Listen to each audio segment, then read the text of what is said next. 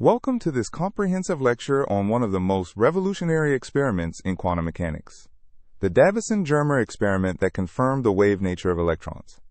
In 1927, Clinton Davisson and Lester Germer performed an experiment that would fundamentally change our understanding of matter, proving that electrons exhibit wave-like properties. To understand the significance of this experiment, we need to appreciate the revolutionary changes happening in physics during the 1920s. In 1924, French physicist Louis de Broglie made a bold proposal that would shake the foundations of classical physics. De Broglie suggested that all matter has a wavelength, given by Planck's constant h divided by momentum p, which equals h over mass times velocity. This meant that particles traditionally thought of as solid objects, like electrons, should exhibit wave properties under certain conditions. This concept of wave-particle duality suggested that matter could behave both as discrete particles and as continuous waves, depending on how we observe it. The question facing physicists was, is this just an elegant mathematical formalism, or does it represent genuine physical reality? This is where Davisson and Germer enter the story. Let's meet the two scientists whose careful experimental work would provide the crucial evidence. Clinton Joseph Davisson was an American physicist working at Bell Telephone Laboratories in New York. His colleague, Lester Halbert Germer, was a younger physicist who would work closely with Davisson on this groundbreaking research. Davisson, born in 1881, was the senior scientist, while Germer, born in 1896, brought fresh energy and experimental skill to their collaboration. Now let's examine the experimental apparatus they constructed to study electron scattering. The experimental setup began with an electron gun, which produced a controlled beam of electrons with specific kinetic energy. The electrons were accelerated through a known potential difference, then directed at a nickel crystal target with a detector positioned to measure scattered electrons at various angles. Crucially, the nickel target was not just any piece of metal, but a single crystal with atoms arranged in a highly regular periodic lattice structure. A movable detector could be positioned at different scattering angles to measure the intensity of electrons deflected by the crystal. What did Davisson and Germer expect to observe based on classical physics? If electrons behaved purely as classical particles, like tiny billiard balls, the scattering should follow predictable particle mechanics. Classical particle scattering would produce a smooth, continuous distribution of scattered electrons in all directions, with intensity gradually decreasing at larger angles. Specifically, they expected to see a smooth, monotonically decreasing intensity as the scattering angle increased, with no special preferred directions. Classical Rutherford scattering predicts intensity proportional to 1 over sine to the 4th power of half the scattering angle. But what Davisson and Germer actually observed was completely unexpected and revolutionary. Instead of the expected smooth distribution, they observed sharp, intense peaks of electrons at very specific scattering angles. The graph of intensity versus scattering angle showed dramatic sharp peaks, with most angles showing very few electrons, but specific angles showing intense concentration. Remarkably, these peaks occurred at exactly the same angles as those observed in X-ray diffraction from crystals, a phenomenon known to be caused by wave interference. Such sharp, angle-specific intensity maxima cannot be explained by particle scattering, but are the hallmark signature of wave interference. To understand what Davisson and Germer observed, we need to understand Bragg's law of crystal diffraction. When waves encounter a regular periodic structure like a crystal lattice, waves scattered from different atomic planes can interfere constructively or destructively. Here we see incident waves striking parallel atomic planes in a crystal. The angle theta determines whether reflected waves interfere constructively or destructively. Bragg's law states that constructive interference occurs when n times wavelength equals 2 times the interatomic spacing d times sine of the scattering angle theta. Here n is an integer called the order of diffraction, representing how many extra wavelengths of path difference exist between waves from adjacent planes. The parameter d represents the perpendicular distance between parallel atomic planes in the crystal lattice. This equation precisely determines at which angles we should observe intensity peaks if the electrons are behaving as waves.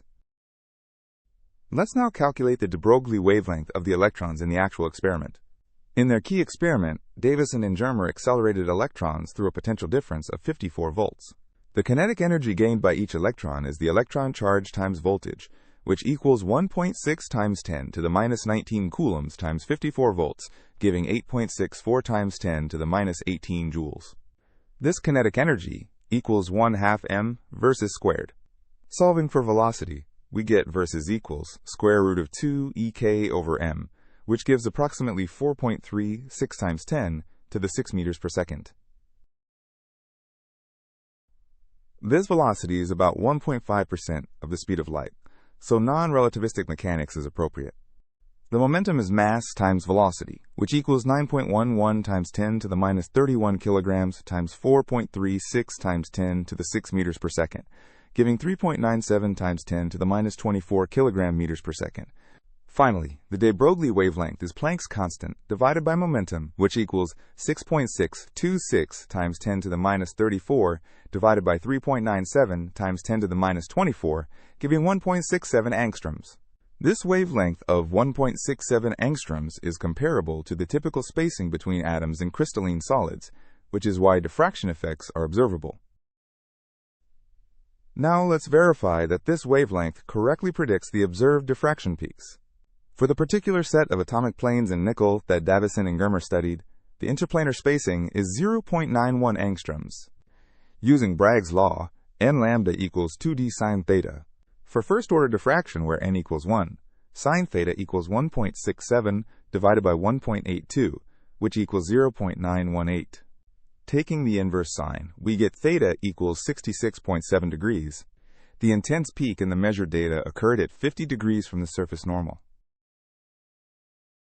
Since scattering angle is measured from the incoming beam direction, this corresponds to a grazing angle of 40 degrees from the surface.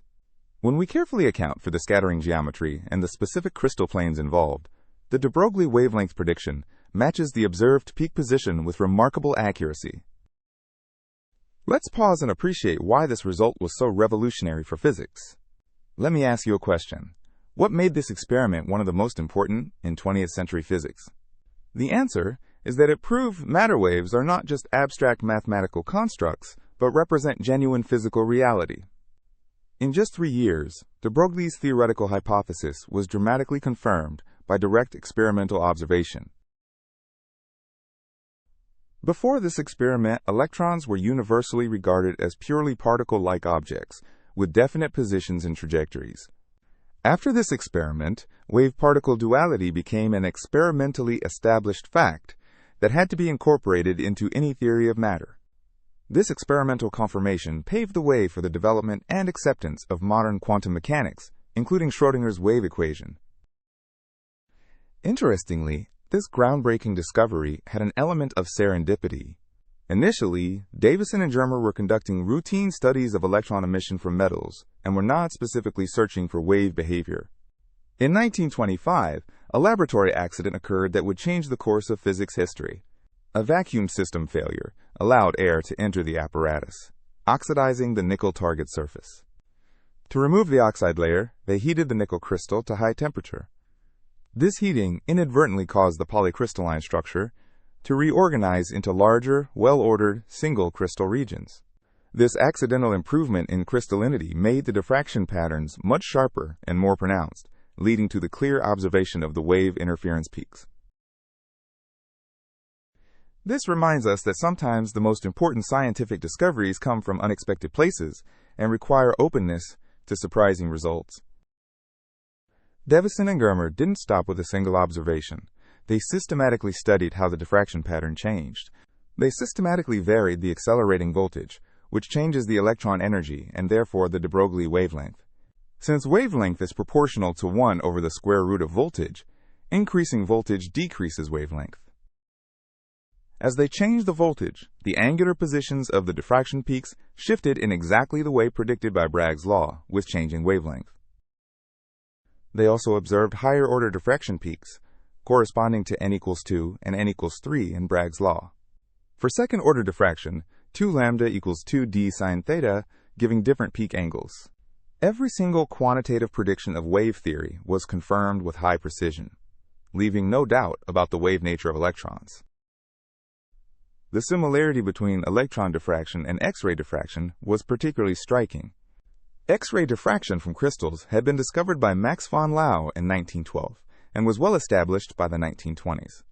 Both X-rays and electrons, when scattered from the same crystal, produced identical diffraction patterns at the same angles.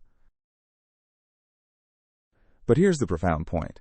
X-rays are electromagnetic waves, a well-understood form of radiation. Electrons were thought to be particles with mass and charge. Yet both produce identical diffraction patterns, proving that electrons must also have wave properties. For X-rays, wavelength equals hc over photon energy. For electrons, wavelength equals h over momentum. Different formulas, but same underlying wave principle. The wave nature of electrons has profound implications for atomic structure. Here's a fundamental question that puzzled classical physics. If electrons orbit the nucleus like planets orbit the sun, why don't they radiate energy and spiral into the nucleus? The answer comes from wave mechanics. Electrons and atoms exist as standing waves, not orbiting particles. In this representation, the electron exists as a standing wave pattern around the nucleus, with the wave fitting an integer number of wavelengths around the orbit. For a standing wave, the circumference must equal an integer number of wavelengths, 2 pi r equals n lambda, which equals nh over m versus. Rearranging, we get m versus r equals nh over 2 pi, which equals nh bar, the quantized angular momentum condition. This wave picture naturally explains the Bohr model's quantized energy levels and why atoms are stable. The Davisson and Germer experiment was a cornerstone in the foundation of quantum mechanics. In 1924, de Broglie proposed matter waves in his doctoral thesis, a radical idea that many found hard to accept. In 1926, Erwin Schrödinger developed his famous wave equation, describing how quantum wave functions evolve. In 1927, the Davisson and Germer experiment provided the crucial experimental proof that gave quantum mechanics its solid foundation. Theory, mathematics, and experiment came together to create the complete framework of quantum mechanics. In 1929, George Paget Thomson independently confirmed electron diffraction using thin metal films, approaching the problem from a completely different angle.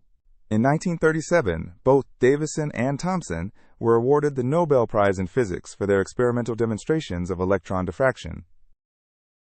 The wave nature of electrons discovered by Davisson and Germer has led to countless modern applications. Electron microscopy uses the short de Broglie wavelength of electrons to achieve resolution far exceeding that of light microscopes. Since resolution is proportional to wavelength, smaller wavelength means better resolution. Modern electron microscopes can image individual atoms and resolve structures at the atomic scale. Low-energy electron diffraction is used to study surface structures of materials, providing valuable information about the arrangement of atoms on surfaces and their interactions. This technique has become a powerful tool in materials, science, and nanotechnology, allowing researchers to study and manipulate materials at the atomic scale. In conclusion, the Davisson-Germer experiment marked a significant milestone in the development of quantum mechanics and our understanding of the wave-particle duality of electrons.